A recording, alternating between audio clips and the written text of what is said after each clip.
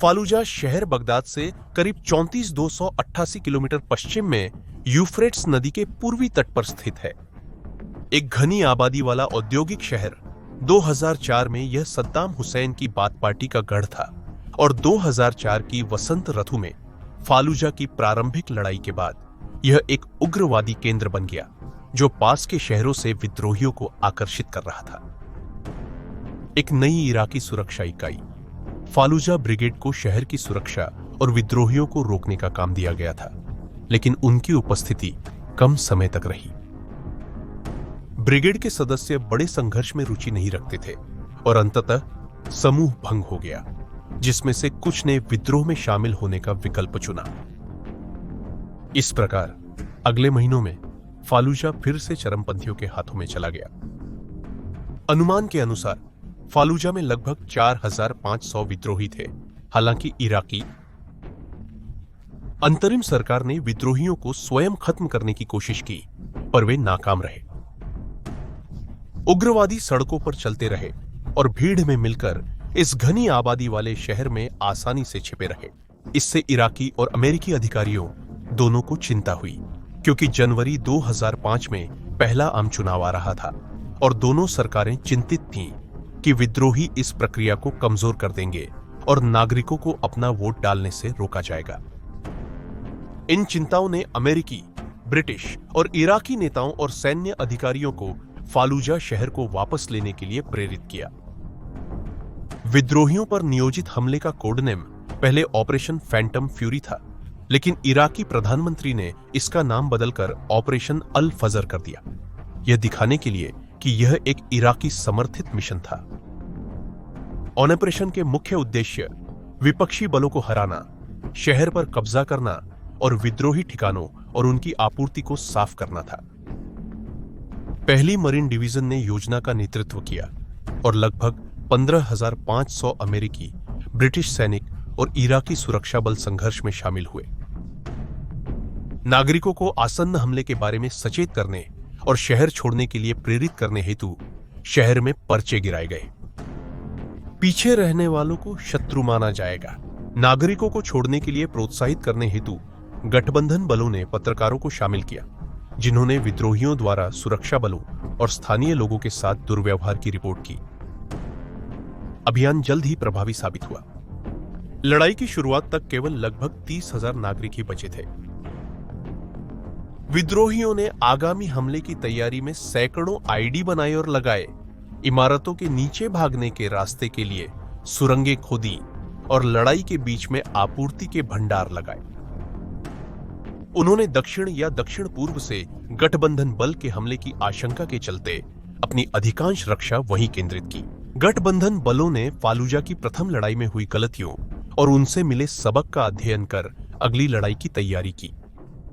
अंततः उन्होंने तय किया कि उन्हें खुफिया जानकारी जुटाने, सेना तैनात करने और कुल मिलाकर तैयारी व योजना बनाने में ज्यादा समय देना होगा।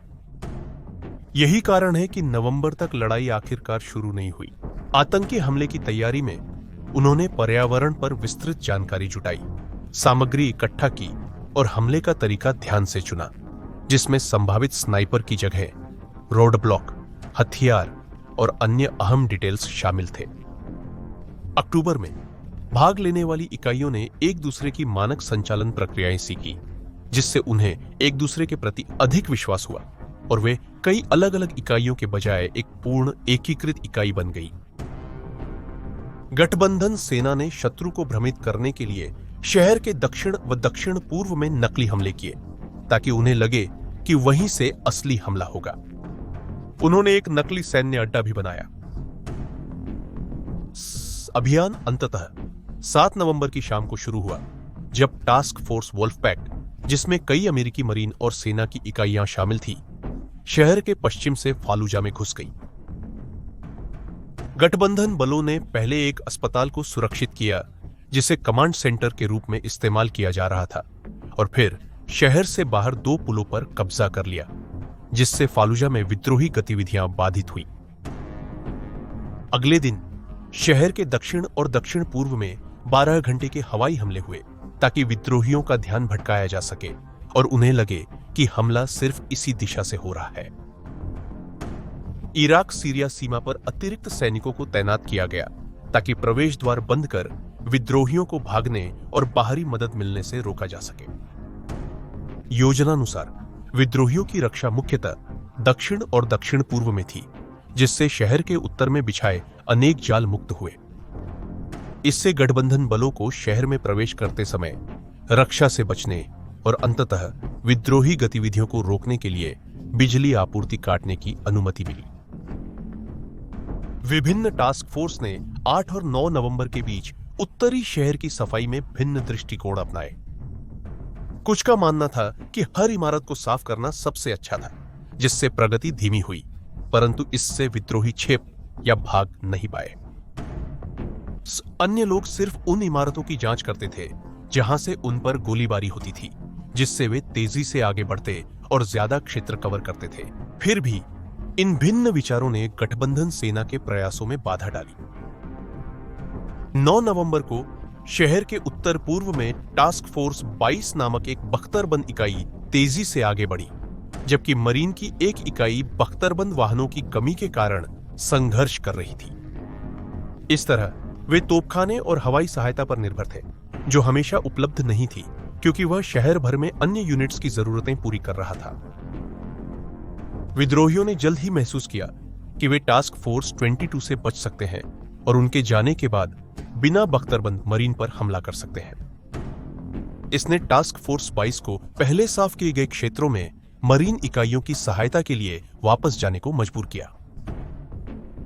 हालांकि इससे गठबंधन बलों की समग्र गति धीमी हो गई और प्रारंभिक लड़ाई अपेक्षा से थोड़ी अधिक जटिल हो गई, लेकिन 9 नवंबर के अंत तक कई इकाइयां शहर के आधे रास्ते तक पहुंचने में सफल हो गई। आगामी दिनों में गठबंधन सेनाएं दक्षिण दिशा में अग्रसर रहीं।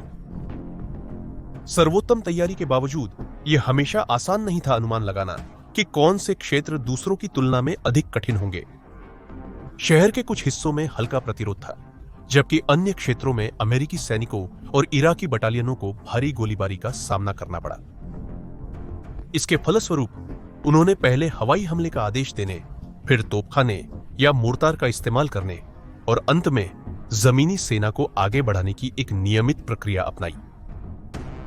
एक समय पर एक इमारत में प्रवेश और फिर खाली किया जाता था। इस बिंदु तक सड़क पर लड़ाई विद्रोहियों के लिए बहुत कठिन साबित हुई थी और वे इमारतों के अंदर रहकर लड़ना पसंद करते थे। वे अक्सर 4 से 12 के समूहों में लड़ते थे और आईडी, आरपीजी और अन्य हथियारों का उपयोग करते थे, और जबकि कुछ भागने से पहले लड़ते थे, अन्य तब तक लड़ते रहते थे जब तक उनकी मृत्यु नहीं हो जाती। रात में सैनिकों को कुछ आराम मिलता था क्योंकि अज्ञात कारणों से विद्रोही चरौही अंधेरे में हमला नहीं करते थे। संघर्ष का पैमाना और उपयोग किए गए संसाधनों की मात्रा दोनों बहुत बड़े थे। आक्रामक शहरी अभियानों में अन्य अभियानों की तुलना में 4 गुना अधिक गोला बारूद का इस्तेमाल हो सकता है, जो इलाके की प्रकृति के कारण होता है। यह लक्ष्यों को छिपाने की अनुमति देता है और इसे आसानी से रक्षा उद्देश्यों के लिए उपयोग किया जा सकता है। बाद में यह रिपोर्ट किया गया कि गठबंधन बलों ने संघर्ष के दौरान लगभग 4000 तोप के गोले और लगभग 10,000 मोर्टार के गोले दागे, जबकि विमान और गनशिप ने लगभग 318 बम गिराए, 391 रॉकेट दागे और जमीन पर सैनिकों का समर्थन करते हुए 93,000 मशीन गन के राउंड भेजे।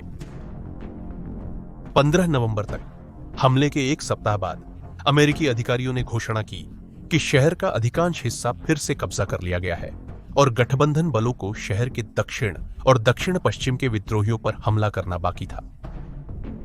अब ऑपरेशन 23 दिसंबर तक चला, जिसमें अमेरिकी व इराकी सेनाएं विस्फोटक उपकरण को निष्क्रिय करती रहीं और हथियारों के भंडार व विद्रोहियों के ठिकानों को नष्ट करती रहीं। युद्ध के बाद गठबंधन सेनाओं ने शहर के पुनर्निर्माण, आपातकालीन सेवाओं और बिजली एवं सीवरेज प्रणालियों को बहाल करने का प्रयास शुरू किया। दूसरी फालुजा की लड़ाई सफल रही, लेकिन आलोचनाओं से मुक्त नहीं थी। 10 नवंबर 2004 को वॉशिंगटन पोस्ट ने रिपोर्ट किया कि लड़ाई में सफेद फास्फोरस का प्रयोग किया जा रहा था। टास्क फोर्स 22 के एक पत्रकार ने दावा किया कि उन्होंने तोपों को सफेद फास्फोरस प्रोजेक्टाइल दागते देखा था। इन प्रोजेक्टाइल्स उद्धरण आग की एक स्क्रीन बनाते हैं जिसे पानी से बुझाया नहीं जा सकता। विद्रोहियों ने बताया कि उन पर एक पदार्थ से हमला हुआ जिससे उनकी त्वचा पिघल गई, जो सफेद फास्फोरस के जलने जैसा था। अगले वर्ष फालूजा द हिडन मैस्कर नामक एक डॉक्यूमेंट्री ने दावा किया कि अमेरिका ने सफेद फास्फोरस हथियारों का इस्तेमाल किया, जिससे दुश्मन और नागरिक दोनों प्रभावित हुए, जो या तो मारे गए या रासायनिक जलन से पीड़ित रह गए। 2004 की खबरों में शव आंशिक रूप से जले या पिघले हुए पाए गए, जबकि 2005 की डॉक्यूमेंट्री में रासायनिक जलन की भयानक तस्वीरें दिखाई गईं, जिससे बच्चों समेत नागरिकों की हड्डियां भी प्रभावित हुई। हालांकि यूके में अमेरिकी राजदूत रॉबर्ट टटल ने इस दावे का खंडन करने का प्रयास किया कि संघर्ष के दौरान सफेद फास्फोरस का उपयोग एक हथियार के रूप में किया गया था। अमेरिकी रक्षा विभाग के प्रवक्ता लेफ्टिनेंट कर्नल बैरी वेनेबल ने बीबीसी को बताया कि रिपोर्ट सही थी और ऐसे हथियारों का उपयोग इमारतों से विद्रोहियों को बाहर निकालने की रणनीति के हिस्से के रूप में किया गया था। यह दावा करते हुए, उद्धरण, जब आपके पास दुश्मन बल होते हैं जो कवर की गई स्थिति में होते हैं, जिन पर आपके उच्च विस्फोटक तोपखाने के गोले का प्रभाव नहीं हो रहा है और आप उन्हें इन स्थितियों से बाहर निकालना चाहते हैं, तो एक तकनीक यह है कि उस स्थिति में एक सफेद फास्फोरस राउंड फायर करें, क्योंकि आग और धुएं के संयुक्त प्रभाव और कुछ मामलों में विस्फोट से लाई गई दहशत जमीन पर उन्हें छेदों से बाहर निकाल देगा ताकि आप उन्हें उच्च विस्फोटकों से मार सकें। संघर्ष से जुड़े कई अन्य घोटाले जल्द ही सामने आए। नवंबर 2004 में एक अमेरिकी मरीन की एनबीसी न्यूज पर प्रसारित एक वीडियो के कारण आलोचना हुई, जिसमें वह एक घायल विद्रोही को गोली मारते हुए दिखाया गया और दावा किया गया कि इराकी व्यक्ति मरने का नाटक कर रहा था। फुटेज प्रसारित होने के तुरंत बाद जांच हुई, लेकिन एनएससीआईएस अधिकारियों ने निष्कर्ष निकाला कि मरीन आत्मरक्षा कर रहा था। एक फ्रांसीसी समाचार आउटलेट ने आरोप लगाया कि 15-50 वर्ष के पुरुषों और लड़कों को संघर्ष शुरू होने से पहले शहर छोड़ने से रोका गया क्योंकि वे लड़ाई लायक थे। इसने लगभग 30,000 नागरिकों का हिसाब दिया जो आसन्न संघर्ष की चेतावनी के बावजूद शहर में रुके रहे। 2009 में अमेरिकी बलों द्वारा युद्ध में घटित यूरेनियम गोलों के उपयोग को लेकर कुछ आलोचना हुई थी। ये गोले कवच को भेदने वाले होते हैं, लेकिन साथ ही घटित यूरेनियम की विकिरणशील धूल को प्रभाव के समय पर्यावरण में फैला देते हैं। जबकि एक समाचार पत्र ने दावा किया कि इन गोलों के उपयोग के कारण उच्च शिशु मृत्यु दर, जन्म दोष और कैंसर व्यापक हो गए थे। एक 2012 के अध्ययन ने दावा किया कि उपलब्ध साक्ष्य जन्म दोषों में स्पष्ट वृद्धि या घटित यूरेनियम सहित संभावित पर्यावरणीय संपर्क का स्पष्ट संकेत नहीं दिखाते थे। इसने जोड़ा, घटित यूरेनियम के माता पिता के संपर्क से आनुवंशिक दोष उत्पन्न होने के ठोस सबूत नहीं है। उसी वर्ष के एक और अध्ययन में निष्कर्ष निकाला गया कि जन्मजात विसंगतियों की उच्च दर का कारण संभवतः कुछ जीनोटॉक्सिक एजेंट शायद यूरेनियम के संपर्क में आना है। यह इराक युद्ध का सबसे रक्त रंजित और भीषण संघर्ष था। इसमें लगभग 110 गठबंधन बलों के सैनिकों की मौत हुई, जबकि अन्य 600 घायल हुए और 1200 से 2000 विद्रोहियों की मौत हुई और 1500 को पकड़ लिया गया। इसमें अनुमानित 800 नागरिकों की मौत हुई, जिसमें वे सैकड़ों सैनिक शामिल नहीं हैं जो घर लौटे तो बदले हुए थे, और कई ने भयानक परिस्थितियों का सामना करने के बाद आत्महत्या कर ली। एक अनुभवी ने याद किया, उद्धरण, हमने दुख की बात है कि अधिक मरीन खो दिए हैं जिन्होंने अपनी जान ले ली जितने हमने युद्ध में खोए हैं। उद्धरण समाप्त। उनके द्वारा सब कुछ सहने के बाद आत्महत्या से किसी को खोना सबसे दिल तोड़ने वाला होता है। उद्धरण समाप्त। लांस कॉर्पोरल क्रिस लो को युद्ध के दौरान एक बम तकनीशियन के रूप में 5वें मरीन रेजिमेंट में नियुक्त किया गया था और अंततः 2016 में मरीन छोड़ दिया। फालूजा की दूसरी लड़ाई के बाद उन्हें पोस्ट ट्रॉमेटिक स्ट्रेस डिसऑर्डर और एक गंभीर मस्तिष्क चोट का निदान हुआ।